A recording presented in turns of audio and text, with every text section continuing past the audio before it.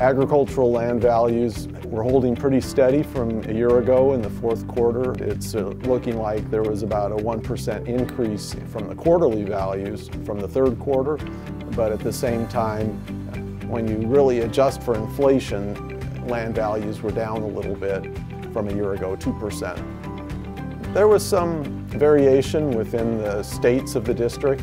Iowa was down a little bit from a year ago, and Michigan was up a little bit, but at the same time, the others were pretty much flat.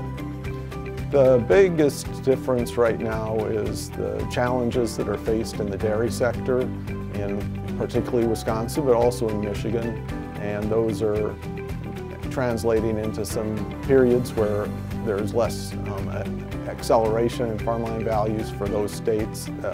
But the other thing that really helped maintain farmland values last year was the stellar yields on corn and soybeans in much of the district, especially in Indiana and Illinois, which had record yields. We certainly see some agricultural credit condition issues building up. There's continue to be problems in repayment, and those are starting to grow.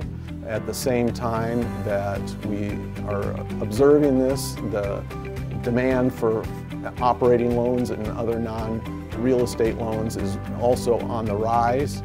At the same time, though, the banks are seeing a little slower availability of funds, so that's been down now for a few years. On the other hand, we also have rising interest rates, and that puts additional pressure on repayment, and some of the bankers commented on that. We have pretty hefty levels of soybeans in particular, but also a lot of corn available for the upcoming year, so that's putting some pressure on prices. But at the same time, the whole trade issue that has been percolating all year, that's going to continue to weigh, and that we don't know what the final results of the negotiations with China and how the implementation of the US-Mexico-Canada agreement might go forward. So there are a lot of uncertainties there. There is a little bit of extra help in the sense that there's market facilitation payments that are coming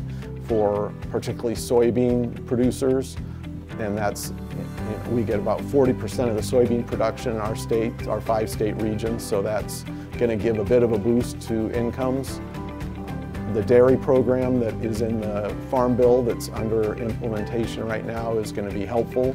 The dairy producers were dealing with an older program that wasn't as beneficial to them as it seems the new program will be, so the faster that gets implemented by the USDA, the better for our dairy producers.